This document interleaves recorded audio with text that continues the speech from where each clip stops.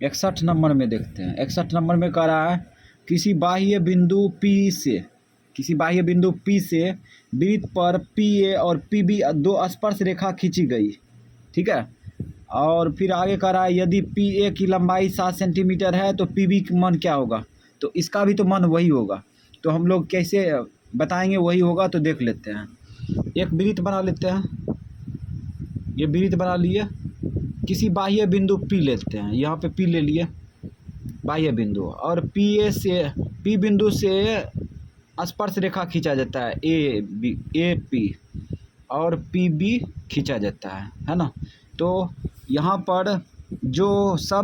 पर जो लेक्चर दिया था, जो क्वेश्चन कर रहा था उसके अनुसार हम लिख दिए वहाँ पे, ठीक है।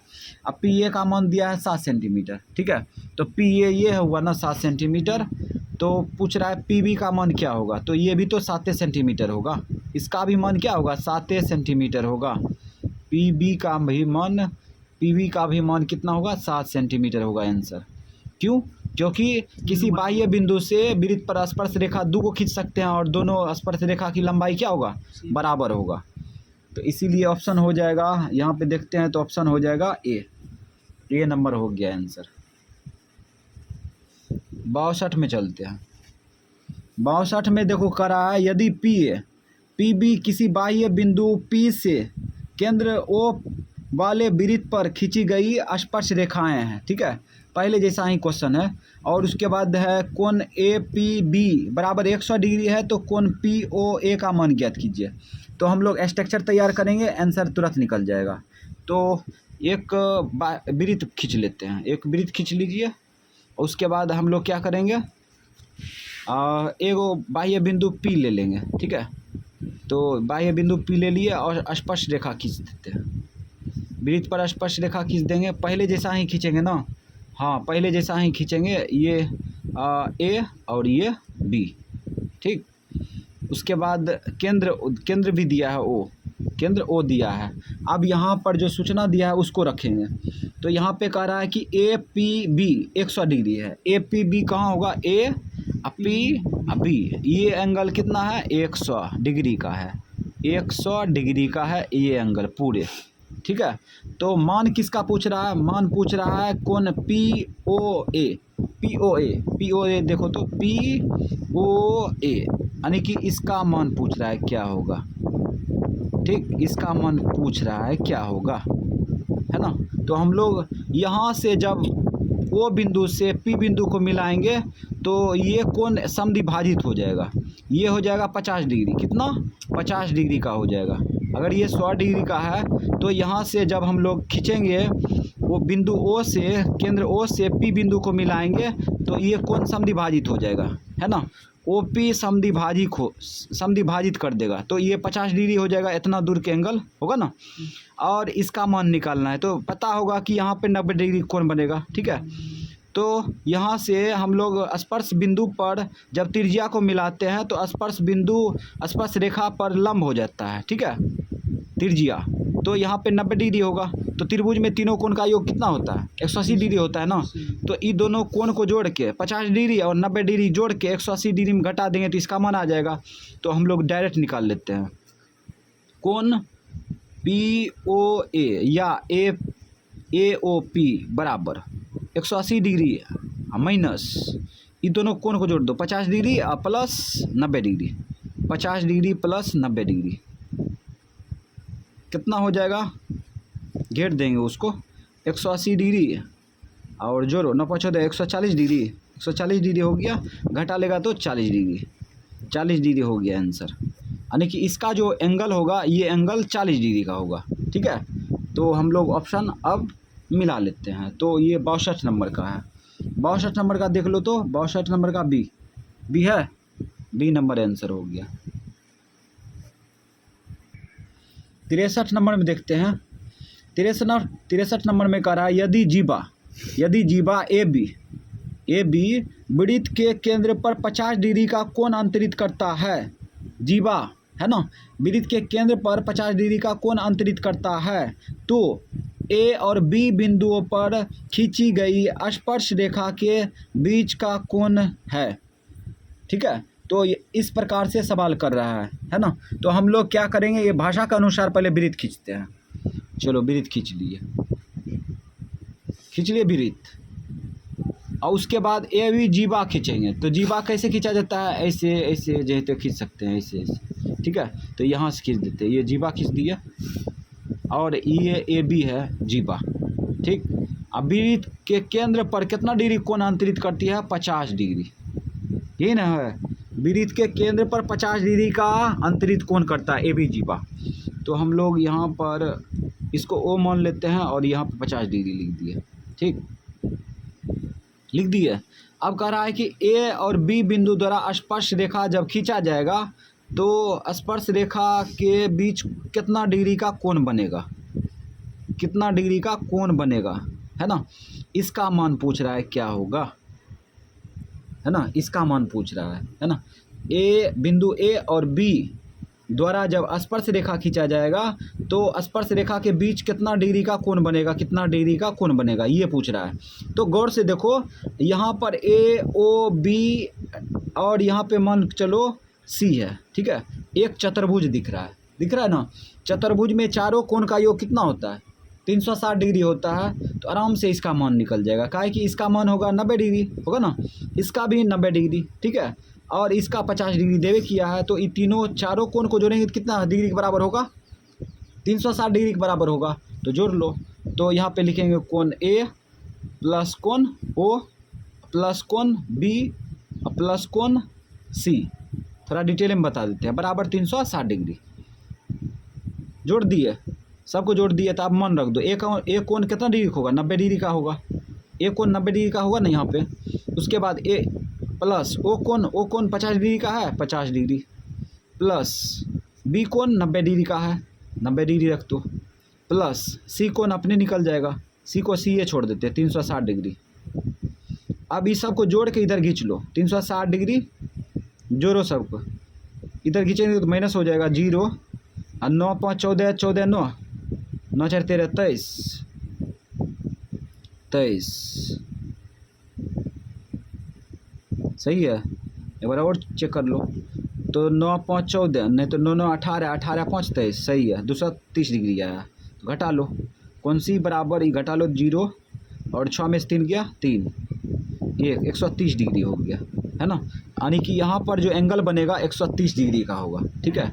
और यही हो गया आंसर, ठीक। तो ऑप्शन मिला लो, ऑप्शन बी नंबर आंसर हो गया। 64 नंबर में कहता है दो वृत्तों की त्रिज्याओं का अनुपात है 5:7। तो दो वृत्त है तो त्रिज्या अलग अलग होगा ना, तो उसका अनुपात दिया है 5:7। तो इसके क्षेत्रफलों का अनुपात पूछ रहा है क्या होगा। तो ये क्या करेंगे, सूचना को लिखते हैं, R1 अनुपात R2 बराबर कितना है, 5:7, ठीक है। दो वृत्त का त्रिज्या का अनुपात लिख दिए, 5:7 था। उसके बाद क्षेत्रफल का अनुपात पूछ रहा है। क्षेत्रफल जानता है, वृत्त का क्षेत्रफल बराबर क्या होता है, पाई आर स्क्वायर।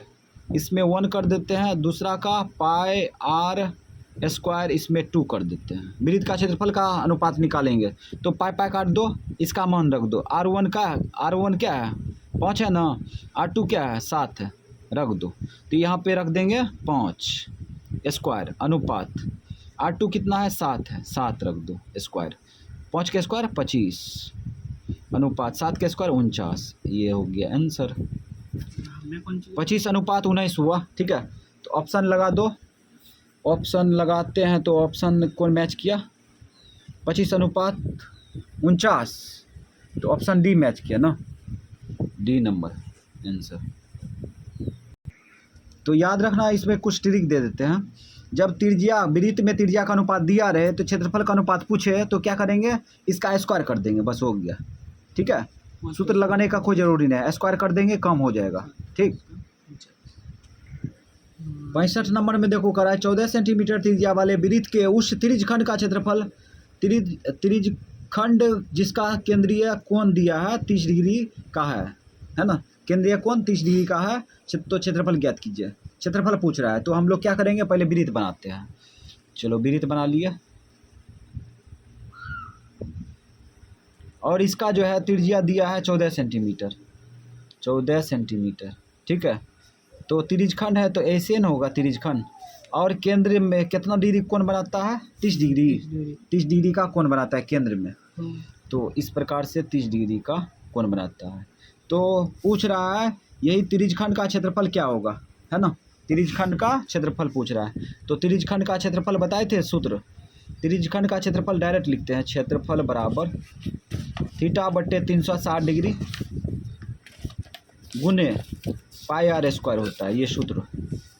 तो यहाँ पे रख दो, थीटा का मान यही है 30 डिग्री, 30 डिग्री रख दो, बट्टा 360 डिग्री गुने पाई का मान 22/7 और गुने आर स्क्वायर। आर का मान 14 है, 14 का डबल बार लिख देते हैं, काहे कि आर का स्क्वायर है। 7 दूनी 14, ये थीटा 0 डिग्री काट दिया। ठीक, अब काटो 3 से, 3 का 3, 3 दूना 6 और 2 छक 12 और कटेगा 2 तिया 6, 2 सत्ते 14। अब ये दोनों गुना होगा, 22 सत्ते 154, 22 सत्ते 154 बट्टे 3। तो इससे भाग देंगे, 3 से भाग देंगे तब 154 में भाग देंगे तो आ जाएगा। 3 पचे 15 आया ना, ये कट गया, 4 उतरा नहीं खाया, अब नहीं खाया, खा गया एक बार में।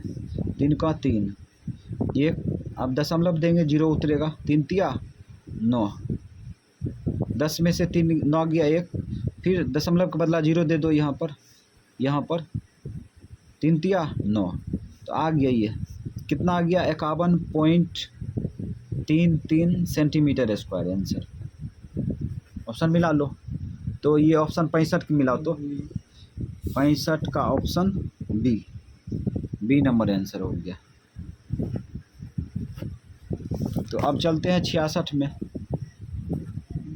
66 में क्या करा है, 2 वृत्तों की परिधि का अनुपात दिया है, परिधियों का अनुपात दिया है। ठीक है, दोनों वृत्त है और परिधि का अनुपात दिया है, तो अलग अलग न होगा परिधि। 2:3 दिया है, उनकी त्रिज्याओं का अनुपात पूछ रहा है क्या होगा, त्रिज्या का अनुपात पूछ रहा है ना। तो हम लोग बेसिक से अगर बनाते हैं तो परिधि क्या होता है 2πr। 2πr वृत्त का परिधि बराबर 2πr होता है, इसका त्रिज्या अलग होगा, r1 मान लिए। फिर एक और वृत्त का वही ना होगा 2πr, इसमें 2 कर देते हैं, है ना। और त्रिज्या ये जो कटेगा काट दो, 2 2 कट गया। ठीक, पाइपा भी कट गया। अब r का मान रख दो, आर का मान 2। अच्छा रुक जा, परिधि का अनुपात दिया था ना, परिधि का अनुपात कितना दिया था वो नहीं रखे, 2:3, 2:3, 2:3 रखना है, क्योंकि परिधियों का अनुपात दिया था 2:3। हम सूत्र लिख के काट दिए, और सूत्र लिख के काट दिए, इसके बारे में सोचबे नहीं किए। तो परिधि का अनुपात दिया है 2:3, तो इसमें कुछ क्या पूछ रहा था, त्रिज्या का अनुपात क्या होगा। तो त्रिज्या तो निकल गया, R1:R2 बराबर 2:3। तो कहने का मतलब एक ट्रिक हो गया, परिधि का अनुपात दिया रहे, ठीक, तो त्रिज्या का अनुपात पूछे तो वही हो जाता है। ठीक है, यही आंसर हो गया। ऑप्शन मिला लो, ऑप्शन मिलाते हैं तो ऑप्शन 2:3 है ना, 66 नंबर, तो ऑप्शन बी मैच कर रहा है, बी नंबर आंसर हो गया। अब चलते हैं 67 में। 67 में देखो, ये इसका मान पूछ रहा है ना, इसको फील्ड पर उतार लेते हैं पहले। तो क्या दिया है 6 सेक स्क्वायर ए माइनस 6 10 स्क्वायर ए, यही दिया ना। तो इसको देखो कैसे बनाते हैं, इसमें देखो कॉमन क्या है 6 है ना, 6 कॉमन लिए, छोटी ब्रैकेट चालू, इससे इसमें भाग देंगे तो 6 कट जाएगा, तो बचेगा क्या सेक स्क्वायर ए बचेगा ना। फिर 6 से इसमें भाग देंगे तो माइनस आ जाएगा और 6 कट जाएगा, तो 10 है ना बचेगा, 10 स्क्वायर ए। तो एगो सूत्र बताए थे एस टी सूत्र, एस टी सूत्र से ये 1 हो जाएगा यहाँ पे। सेक स्क्वायर माइनस 10 स्क्वायर बराबर 1 बताए थे। सेक स्क्वायर थीटा, थीटा की जगह पर 1 है, अब माइनस 10 स्क्वायर थीटा बराबर 1 होता है, तो इसके जगह पर क्या लिख सकते हैं 1 लिख सकते हैं। तो ये हो गया 6 आंसर।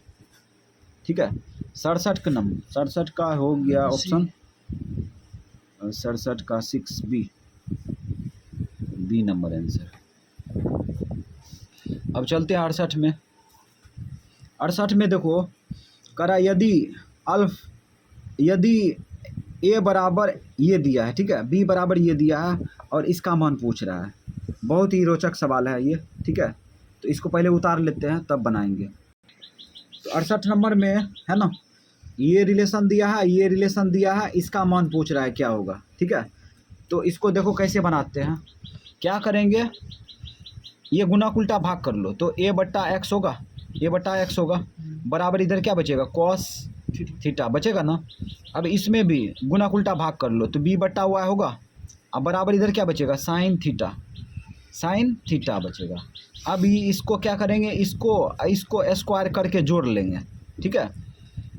पहले बामा साइड को जोड़ लेते हैं, बामा साइड को स्क्वायर करके जोड़ लेते हैं, इसको और इसको, ए बट्टा एक्स, ठीक, स्क्वायर कर लिए, अब प्लस बी बट्टा वाई कर लिए, इसका स्क्वायर कर लिए, ठीक है, स्क्वायर करके क्या किए, जोड़ लिए।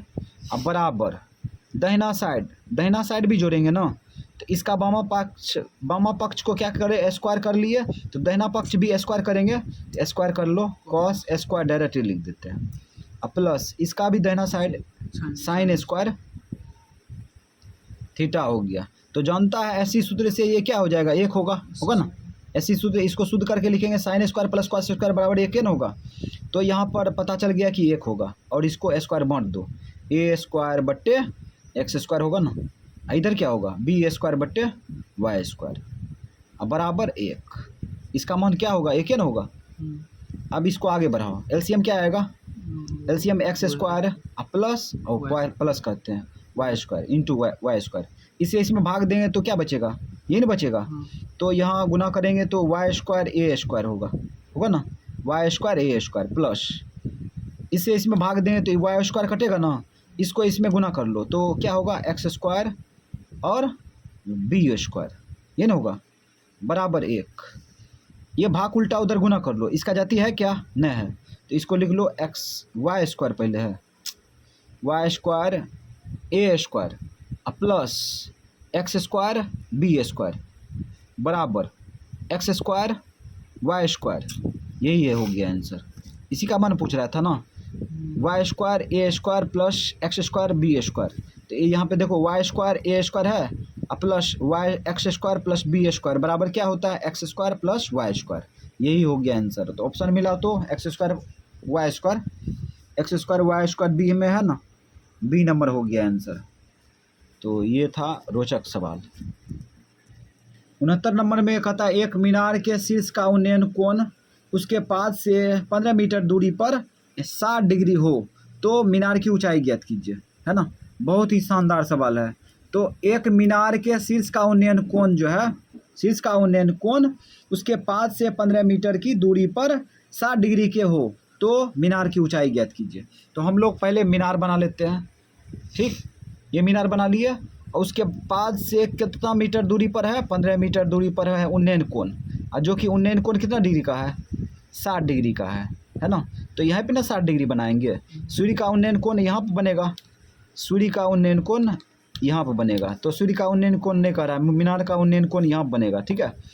तो अब ये 15 मीटर दूरी पर है तो मीनार की ऊंचाई ये पूछ रहा है, मीनार की ऊंचाई क्या होगा, ठीक है। तो हम लोग ABC मान लो, ABC मान लिए, ठीक है, इसका मान निकालना है मीनार की ऊंचाई। तो यहाँ पे एक त्रिकोणमितीय अनुपात क्या लगाएं जो कि मान आ जाएगा AB का मान, तो 10n लगाएंगे। 10 में देखो इस थीटा कोण का लंब क्या होगा, लंब बट्टा आधार, तो 10 में तो आता है, तो 10 60 डिग्री लगा दो, 10 60 डिग्री बराबर 10 60 डिग्री बराबर इस कोण का 10 थीटा बराबर क्या होता है, लंब बट्टे आधार होता है। इस कोण का लंब क्या होगा, AB होगा ना, AB, अब बट्टा आधार इस कोण का आधार क्या होगा, यही ना होगा, आधार ये होगा, ठीक है, CB रख देते थे 15। अब इसका मान क्या होता है, 10 60 डिग्री का मान √3 होता है, ठीक है, √3। ये भाग उल्टा इधर गुना कर लो, ये भाग में है ना, भाग उल्टा इधर गुना कर लेंगे तो 15 हो जाएगा बराबर AB, ठीक, या AB बराबर हो गया, गुना करेगा तो क्या हो जाएगा, 15√3 सेंटीमीटर है कि मीटर हो जाएगा आंसर। तो ऑप्शन मिला लो, 15√3 69 नंबर में सी नंबर हो गया आंसर। अब 70 में चलते हैं। 70 नंबर देखो, 70 नंबर में कहता है एक स्तंभ की छाया की लंबाई, एक स्तंभ की छाया की लंबाई उसकी इसकी ऊंचाई से √3 गुनी है ना। यानी कि एक स्तंभ की छाया की लंबाई जो है ऊंचाई से √3 गुनी है ना। तो सूर्य का उन्नयन कोण है, सूर्य का उन्नयन कोण पूछ रहा है। तो हम लोग क्या करेंगे, एक स्तंभ बना लेते हैं। स्तंभ ये इसी प्रकार होगा, ऊर्ध्वाधर, ठीक है। और इधर छाया होगा, स्तंभ का छाया, है ना। अब इसको मिला भी देते हैं। ये सूर्य का उन्नयन कोण यहाँ पर बनेगा, सूर्य का उन्नयन कोण पूछ रहा है। यहाँ पे सूर्य यहाँ होगा, तो इस प्रकार से इस पर छाया, ये सब रोशनी पड़ेगा तो इसका छाया इधर बनेगा, ठीक है। अब हम लोग इसको ABC मान लेते हैं, ABC। अब यहाँ पे पकड़ते हैं, ये 90 डिग्री होगा, ये भी तो 90 डिग्री होगा, ठीक। अब यहाँ पर समझते हैं, भाषा में सेट करेंगे। तो यहाँ पे क्या कर रहा है, एक स्तंभ की छाया की लंबाई जो है, छाया की लंबाई ऊंचाई से √3 गुनी है। ऊंचाई मान के चलो x है, तो छाया की लंबाई क्या होगा, ऊंचाई की √3 गुनी, ये ना होगा। तो अब हम लोग 10 लगा देते हैं, 10 वाट बराबर, 10 वाट या 10C बराबर, 10C बराबर, ठीक है। 10C बराबर क्या हो जाएगा, लंब बटे आधार, लंब हो जाएगा x बटे आधार x√3, x कट जाएगा। तो यहाँ पे 10C बराबर क्या आ गया, 10C बराबर आ गया 1/√3। अब से गौर करो, यहाँ पर C का मान क्या था, जो कि 1/√3 आया। तो C का मान क्या था, इसका मतलब गौर करो रे, C का मान क्या था, 30 डिग्री था ना, 30 डिग्री था, जिसके वजह से 1/√3 आया, ठीक है। तो इसका मतलब हो गया सूर्य का उन्नयन कोण कितना डिग्री का, 30 डिग्री का। तो 30 डिग्री हो गया answer.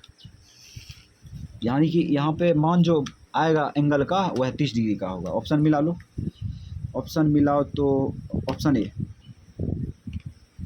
Option A answer. 71 number में देखो, 71 नंबर में वर्ग अंतराल दिया है, ये 3 से 7, 7 से 11, 11 से 15, है ना। इसी प्रकार डॉट डॉट के वर्गों की लंबाई पूछ रहा है, ठीक है। वर्गों की लंबाई पूछ रहा है, ये 15वां अध्याय का है, 14वां अध्याय का है ये, ठीक है। तो ये वर्ग अंतरालों में जो है इसका लंबाई पूछ रहा है, तो लंबाई निकालना आसान है। इसमें देखो फ़र्क कितना का है, 4 का फ़र्क है ना। 7 में से 3 गया 4, 11 में से 7 गया 4, 15 में से 11 गया 4, 4 का अंतर है। तो इसका मतलब वर्ग की लंबाई क्या होगा, वर्गों की लंबाई हो जाएगा 4, है ना। ऑप्शन लगाते हैं तो ऑप्शन C मैच करेगा, C डायरेक्ट लिख देते हैं, ठीक है। तो वर्ग अंतरालों का लंबाई पूछे तो दोनों का अंतर कर लेंगे, उच्चतम सीमा माइनस न्यूनतम सीमा, ठीक है। दोनों का फर्क कर लेंगे, निकल जाएगा। अब चलते हैं क्या नंबर में, 72 में। प्रथम 10 सम संख्याओं का माध्य पूछ रहा है, ठीक है। 10 सम संख्या का माध्य, माध्य बराबर सूत्र बताए थे शुरू में, माध्य बराबर सूत्र नोट में भी बताए हैं। माध्य बराबर क्या होता है, प्रेक्षणों का योग बटे प्रेक्षणों की संख्या, प्रेक्षणों का योग बटे प्रेक्षणों की संख्या, यही सूत्र है। तो परीक्षा में जो है हम लोग क्या करेंगे, ये सूत्र लिखेंगे नहीं, डायरेक्ट मान रखेंगे।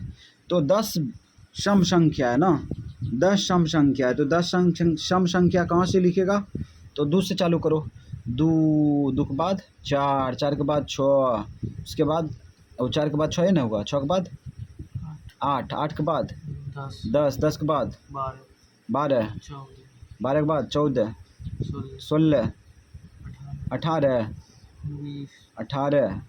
20। देखो गिनती करो क्या हुआ, 10 हुआ, 1 2 3 4 5 6 7 8 9 10 हो गया। बट्टा ये हो गया कुल प्रेक्षणों का योग, ठीक है, बटे प्रेक्षणों की संख्या 10 से है ना, 10 से भाग देंगे। अब इसको जोड़ के 10 से भाग देंगे, आंसर निकल जाए। जोड़ के इसको जोड़ते हैं तो 110 होता है, ठीक है, और बट्टा 10, 0 0 काट दो, 11 आ गया आंसर। तो ऑप्शन मिला लो, ऑप्शन मिलाते हैं तो ऑप्शन हो जाएगा बी नंबर आंसर हो गया।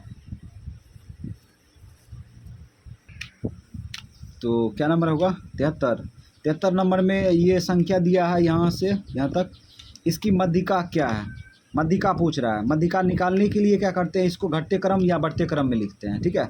तो हम लोग घटते क्रम में लिखेंगे तो मध्यिका आसान हो जाता है निकालना, थोड़ा बढ़ते क्रम में लिखेंगे तो दिक्कत हो जाएगा। तो सबसे बड़ा देखो इसमें कौन है, 12 12। पहले 12 लिख दिया, उसके बाद 12 से छोटा कौन है, 12 से छोटा 10, 10 के बाद 10 से छोटा 9 9, 9 से छोटा 8 8, 8 से छोटा 7 6, 7, 7 7 से छोटा 6 6, 6 से छोटा 5 5 से छोटा 3। देखो टोटल संख्या क्या हुआ, 1 2 3 4 5 6 7 8। इसमें देखो 1 2 3 4 5 6 7 8, ये घटते क्रम में है कि बढ़ते क्रम में, घटते क्रम में है, ठीक है। अब इसको जो है मध्यिका निकालेंगे, तो कैसे मध्यिका निकालेंगे, देखो मध्यिका निकालने के लिए क्या करते हैं, छाँटेंगे, इधर से एगो छाँटे, एगो इधर से छाँटो, ठीक। फिर एगो इधर से छाँटो, एगो इधर से छाँटो, फिर एगो इधर से छाँटो, फिर इधर से छाँटो, ठीक। तो बीच में अगर छाँटते हैं, ये दोनों को छाँटेंगे तो बीच में बचेगा कुछ नहीं बचेगा। तब इस स्थिति में क्या करेंगे, इन दोनों को जोड़ के 2 से भाग देंगे। 8 + 7 अब बट्टे 2 जोड़ो, 8 7 15, 15 बट्टा 2, 15 का आधा कितना होता है, 7.5, 7.5, 7.5 हो गया मध्यिका, ठीक। तो ऑप्शन मिला लो 73 का, 73 का सी नंबर। अगर बीच में कुछ नहीं बचता है तो हम लोग यही दिमाग लगाएंगे, दोनों को जोड़ के 2 से भाग देंगे। अगर बीच में बच जाता है तब ऐसा करने की कोई ज़रूरी है नहीं है, ठीक है। तो ये याद रखना है मध्यिका निकालते वक्त। 74 नंबर में देखो ये संख्या दिया है और कह रहा है इसका बहुलक है। बहुलक अगर पूछे तो इसमें देखेंगे कौन संख्या सबसे अधिक बार है, वही होगा बहुलक। तो गौर से देखो 8 क्या बार है, 1 2 3 बार है, यही होगा बहुलक। उसके बाद कोई संख्या है जो कि 3 बार है, कोई नहीं है, ठीक है। तो 74 को हो गया option C number answer, C number हो गया बहुलक, ठीक। बहुलक निकालना आसान है, उसमें देखेंगे कि कौन संख्या सबसे अधिक बार है, वही आंसर हो जाएगा, ठीक है। चाहे वह संख्या छोटा क्यों ना हो, लेकिन अधिक बार है तो वही आंसर हो जाता है। तो ये बहुलक के बारे में पहले ही बता चुके हैं। 75 नंबर में पीई की प्रायिकता दिया है, पीई नहीं की प्रायिकता पूछ रहा है ना। तो हम नोट में बताए थे, नोट निकालो, 15वां अध्याय में नोट बताए थे, पीई प्लस पीई नहीं की प्रायिकता क्या होता है, 1 होता है। ये नोट में बताए थे, ये देखो नोट में बताए थे, छोटा सा नोट दिए थे 15वां अध्याय का, है ना। पी प्लस पी नहीं की प्रायिकता 1 होता है ना। तो इसी के आधार पर हम लोग बनाएंगे। पी का मान दिया है ना, पी का मान कितना दिया है, पी का मान दिया है यहाँ पे 0.05, तो रख देंगे 0.05 रख दिए, अब प्लस पी नहीं की प्रायिकता अपने निकल जाएगा बराबर 1। ऐसा लगा रहे हैं ना तो नहीं बोलेंगे, पीई नहीं की प्रायिकता, तो पीई नहीं की प्रायिकता अब बराबर हो जाएगा 1। इसके बाद दशमलव दे देते हैं, 2 0 बैठा देते हैं ताकि घटाने में दिक्कत ना हो। इसको इधर खींचेंगे तो 0 माइनस में आ जाएगा 0.05। अब घटा लो, पीई नहीं की प्रायिकता हो जाएगा 10 में से 5 गया 5, यहाँ क्या बचा 9, 9 में से 0 गया 9, 9 में से 0 गया 9, और यहाँ पर 0 बचा, तो ये हो गया आंसर 0.95। ऑप्शन मिला लो 75 का बी, 75 का बी आंसर हो गया। 76 नंबर में, 76 नंबर में कहा निम्नलिखित में से कौन सी संख्या, ठीक है, किसी घटना की प्रायिकता नहीं हो सकती है, ठीक है। किसी घटना की प्रायिकता कौन नहीं हो सकती है, तो याद रखना किसी भी घटना की प्रायिकता 0 हो सकता है, ठीक है, 1 हो सकता है ना। और यहाँ पर देखो 0 से बड़ा हो सकता है, 0 के बराबर हो सकता है, ठीक है। 1 से बड़ा नहीं हो सकता है, कोई भी घटना का प्रायिकता 1 से बड़ा नहीं हो सकता है, ठीक है। 0 से छोटा नहीं हो सकता है, तो हम लोग इसके आधार पर इसका चयन करेंगे। तो यहाँ पर देखो 76 नंबर का, 76 नंबर में 0.0, ओ ये कहाँ चल गए, यहाँ पे देखो 0.7 है ना, ये किसी घटना की प्रायिकता हो सकता है क्योंकि 1 से छोटा है, 0 से जबकि बड़ा है ना। अब ये 2.5 है, 2.5 1 से बड़ा है, इसका मतलब यही होगा, यही किसी घटना की प्रायिकता नहीं हो सकता है, ये होगा किसी घटना की प्रायिकता, क्योंकि इसको 75/100 लिखेंगे ना, 75% को 75/100 लिखेंगे तो 0.75 आ जाएगा, तो ये घटना की प्रायिकता होगा, जो कि 1 से छोटा है, और ये भी इसमें भाग देंगे तो ये भी 1 से छोटा होगा, है ना। तो ये और ये किसी घटना की प्रायिकता हो सकता है, लेकिन ये नहीं होगा क्योंकि ये 1 से ज़्यादा है। तो ऑप्शन हो जाएगा बी नंबर आंसर। तो ये है किसी घटना की प्रायिकता होने का शर्त है। कोई भी प्रायिकता का मान जो है 0 हो सकता है, ठीक है। प्रायिकता का मान 0 हो सकता है, ठीक है। 0 से बड़ा हो सकता है, 1 भी हो सकता है, ठीक है। लेकिन 1 से बड़ा नहीं हो सकता है, ठीक है। 1 से छोटा हो सकता है, 0 से बड़ा हो सकता है, लेकिन 0 से छोटा नहीं हो सकता है। 0 से छोटा माइनस वाला सब आ जाएगा, ठीक है। -1, -2, -4 यही सब ना होगा। तो इसीलिए अब चलते हैं 77 में। 77 नंबर। 77 नंबर में क्या करा है, कहता है अच्छी तरह फेंटी गई 52 ताश की गड्डी, ताश की एक गड्डी में यादृच्छा एक पत्ता खींचा गया, एक पत्ता को खींच लिया गया। इसे काले पत्ते के बादशाह होने की प्रायिकता क्या है। तो बादशाह क्या रहता है, 4 गो रहता है, ठीक है। क्या रहता है, 4 गो रहता है, लेकिन उसमें 2 गो काला बादशाह होता है, 2 गो काला बादशाह होता है। तो हम लोग एक काला बादशाह निकालते हैं, तो यहाँ पर देखते हैं तो एगो चिड़िया का काला होगा, ठीक है। एगो कालापन का बादशाह होगा, ठीक है। तो थोड़ा ताश वाला है ये, इसीलिए थोड़ा दिक्कत हो रहा है। तो यहाँ पर टोटल बादशाह होता है 4 गो, ठीक है। टोटल बादशाह कितना होता है, 4 गो ताश में। और जबकि काला रंग का होता है 2 गो, काला रंग का बादशाह क्या होता है, 2 गो। तो इसमें करा है कि 1 गो बादशाह निकाला गया, वो भी काला रंग का है। अब पता है कि चिड़िया का कालापन है कि लाले का ये काला का कालापन है, सॉरी इसमें दिक्कत हो रहा है। एगो चिड़िया होता है, ठीक है, बता देते हैं। एक चिड़िया का कालापन हो, चिड़िया का एक बादशाह है, ठीक है, जो कि काला दिखता है। उसके बाद एगो कालापन का बादशाह होता है, कालापन का बादशाह होता है, ठीक है। अब ये पता है कि कालेपन का निकाल लिया तुम बादशाह, चिड़िए का निकाल लिया बादशाह, ये तो पता नहीं है। लेकिन ये फिक्स है कि एगो इसमें ये दोनों में एगो निकलेगा। तो हम लोग क्या करेंगे, दोनों को पकड़ लेंगे, क्योंकि हमें पता नहीं है कि हम कालेपन के लिए हैं, चिड़िए के लिए हैं, लेकिन लिए हैं तो आखिर यही इसी समूह में लिए हैं, ठीक है। इसीलिए प्रायिकता निकालना चाहेंगे तो इसको मोटा मोटी दोनों को पकड़ लिए, ठीक है। क्यों पकड़े, क्योंकि ये फिक्स नहीं ना है, चिड़िए का हम बादशाह लिए हैं, ठीक है, कालेपन का बादशाह लिए हैं, किसी एक को लिए हैं, इसीलिए दोनों को पकड़ लिए। बट्टा टोटल पत्ती कितना होता है, 52। काट दो इसको, काटो, 26 दूना 52, 1/26 हो गया आंसर। बी नंबर है, बी नंबर देख लो, हाँ बी नंबर। तो 78 नंबर में कहता है 1 वर्ष में 1 महीना यादृच्छा चुना जाता है, ठीक है, बिना मतलब कि सोचे समझे चुना जाता है, यादृच्छा, ठीक है, चुना जाता है। तो यहाँ पर कहा इसके मार्च या जुलाई होने की प्रायिकता क्या है, ठीक है। मार्च होगा या जुलाई होगा या मार्च होगा। तो इसमें कन्फ्यूजन हो रहा है ना, मार्च पकड़े कि जुलाई पकड़े, जुलाई पकड़े कि मार्च पकड़े, है ना, कन्फ्यूजन हो रहा है ना। तो मार्च या जुलाई होने की प्रायिकता क्या होगी, यानी कि तुम मार्च को पकड़ सकता है या जुलाई को चयन कर सकता है, मार्च को पकड़ सकते, लेकिन ये फिक्स नहीं है कि तुम मार्च को पकड़ेगा, है ना। ये कह रहा है मार्च या जुलाई होने की प्रायिकता क्या है। तो मोटा मोटी इस निष्कर्ष पर पहुंचते हैं कि दोनों को पकड़ लेंगे, ठीक है।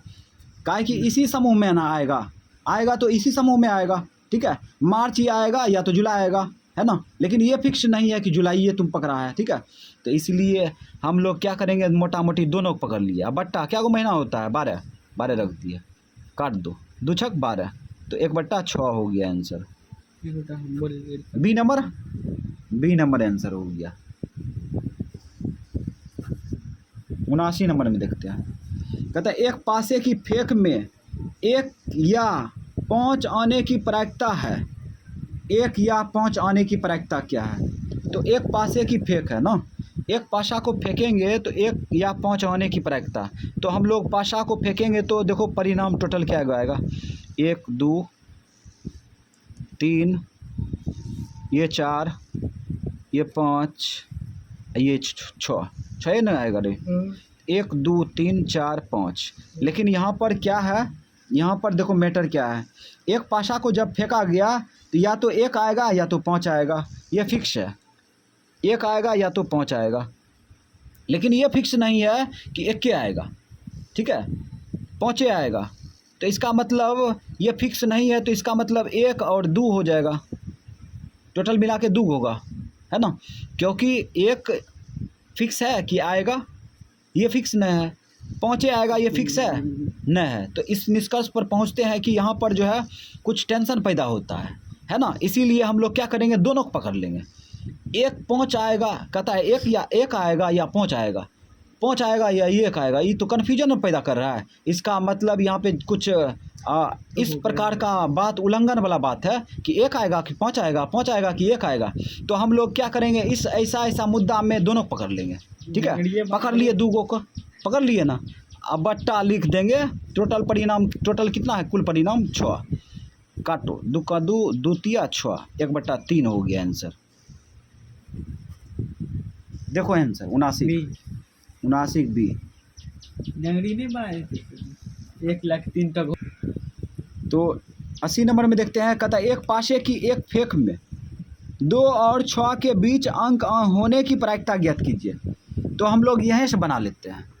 एक पाशे की फेंक में 2 और 6 के बीच, 2 और 6 के बीच देखो गौर से कौन कौन संख्या आ रहा है, इसी का प्रायिकता निकालना है। 3 4 5, या तो 3 आएगा या तो 4 आएगा या तो 5 आएगा, लेकिन ये फिक्स है, 3 आएगा, 4 आएगा, 5 आएगा, नहीं ना है फिक्स। तो इस मतलब निष्कर्ष पर निकलेंगे कि तीनों को इस स्थिति में पकड़ना पड़ेगा, काहे कि ये फिक्स ना है कि 3 आएगा, ठीक है, 4 आएगा, 5 आएगा। तो हम लोग क्या करेंगे, ये तीनों को पकड़ लेंगे। 3 को पकड़ लिए, बट्टा, टोटल परिणाम क्या है 6, काट दो, 3 का 3, 3 दूना 6, तो हो गया 1/2 आंसर।